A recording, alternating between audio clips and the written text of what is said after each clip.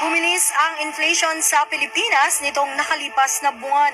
Batay sa datos ng Philippine Statistics Authority, kabilang po sa mga pangunahing nakapag-ambag sa pagbilis ng inflation ay ang pagtaas ng presyo ng pagkain, partikular ng karne ng baboy at ng bigas. Samantala sa survey ng Pulse Asia,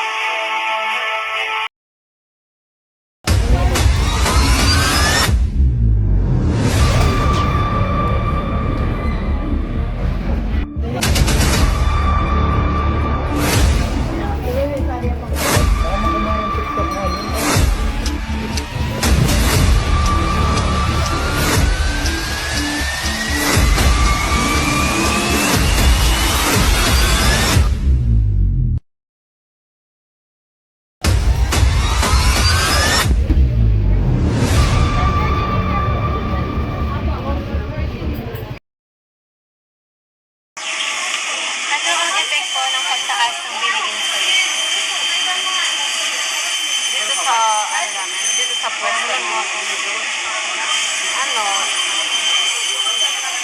medyo dumalang yung mga bumibili. Kapag ang kinikita mo o ang iyong allowance, para sa pang-araw-araw na gastusin. Kulang eh. Pero tinitipid para mag-kasya. Kasi wala nang magagawa. Paano mo napaghakasya ang kinikita mo o allowance mo sa pang-araw-araw na gastusin? Sumasideline pa ng ibang trabaho para maging sapat ang panggastos namin. Kasi marami talagang gastos. Kaya rin.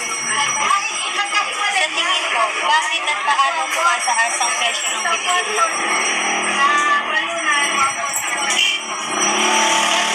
Masabi, siguro sa mga namumuno, sa mga nanunukulan sa ating bansa.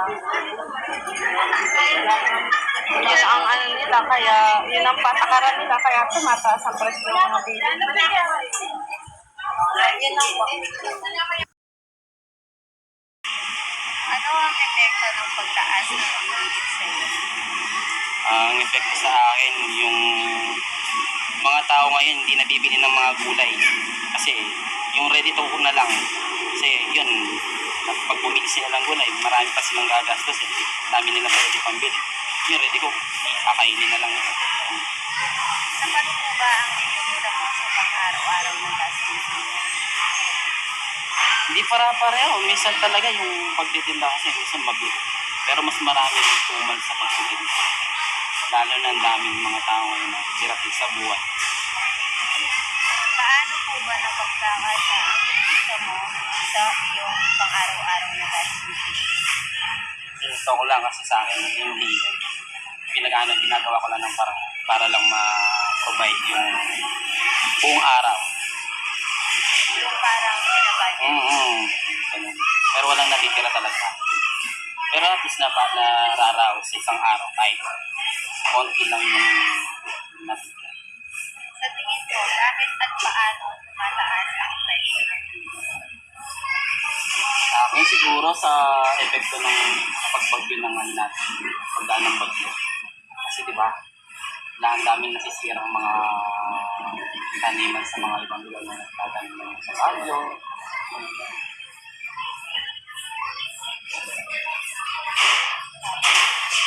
Tapos yung iba naman kasi may namamakyaw sa ibang lugar na pagbebenta nila ng mas malaking presyo. Ganun, kaya ganun yung pagkikin ng lugar. Ano pa? Okay na.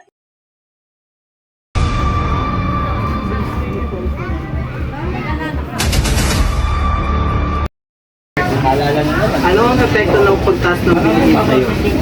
Depende sa palakad sa storage.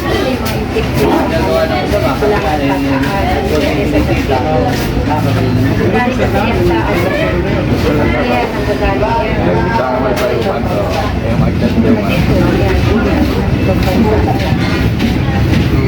Sapat ba ang kinikita mo o ang iyong allowance mo para sa pang-araw-araw na gastusin? yan para ako nagkakaroon.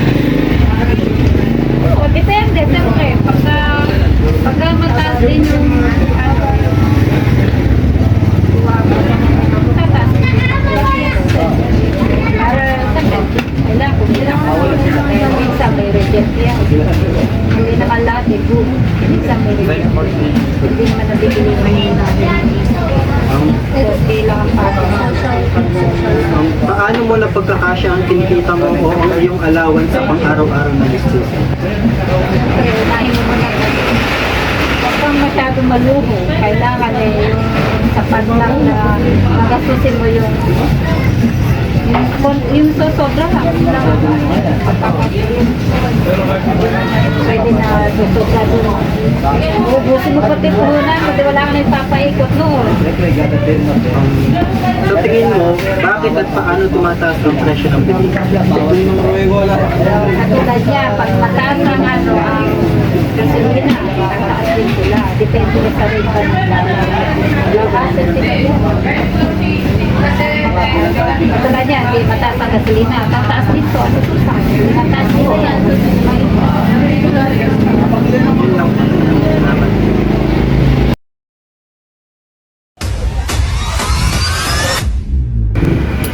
Ano ang epekto ng pagtaas ng bilihin sa'yo? Bagyo, malamidad, kasi na yung mga alali. Sapat ba ang kinikita mo para sa iyong pang-araw-araw na gastusin? Sapat naman. Paano mo na pagkakasya ang kinikita o allowance mo sa iyong pang-araw-araw na gastusin? Saktong pagbabudget. Sa tingin mo, bakit at paano tumataas ang presyo ng bilihin? 125 1 4. Salamat. Ano po ang epekto ng pagtaas ng bilihin sa'yo? Ito ng pagtaas ng bilihin. Siyempre, parang magandang mataas. Siyempre, maganda yung mababa, hindi mataas. Sapat po ba ang kinikita niyong allowance para sa pang-araw-araw ng gasto? Oo. Paano niyo po napagkakasya ang kinikita o allowance niyo po sa pang-araw-araw na gusto? Binabudget.